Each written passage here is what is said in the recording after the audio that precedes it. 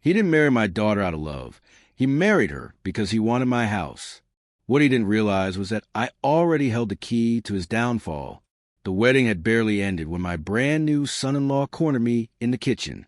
He flashed a syrupy, insincere grin and said, "Mother, don't you think it's time you move into a retirement home? This place is far too big for you. You should let us have it." I nearly choked on my tea, not because I was surprised, but because I found it amusing. I chuckled, knowing something he didn't. I had been planning ahead all along.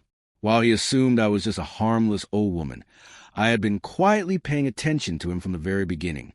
The sudden way he attached himself to my daughter, his eagerness whenever property papers were mentioned, the gleam in his eyes, not when he looked at her, but when my house came up.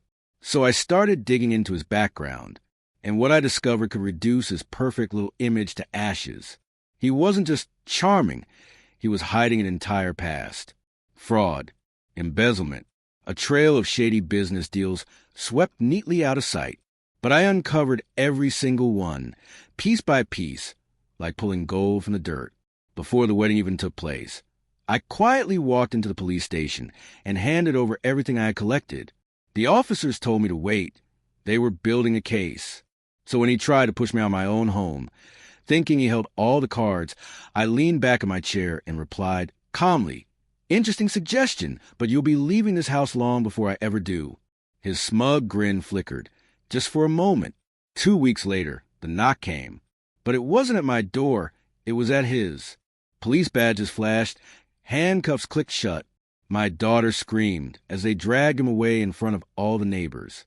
By the next morning, his name was splashed across headlines. Local man arrested in fraud scandal.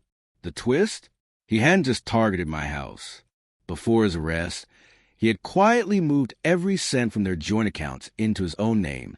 But because of my report, those funds were frozen as evidence.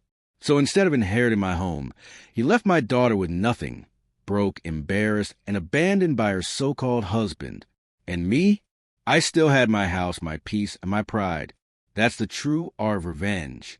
It doesn't need to be noisy. It doesn't need to be rushed. It's precise, patient, and lands exactly when the guilty least expect it. So let this be a lesson.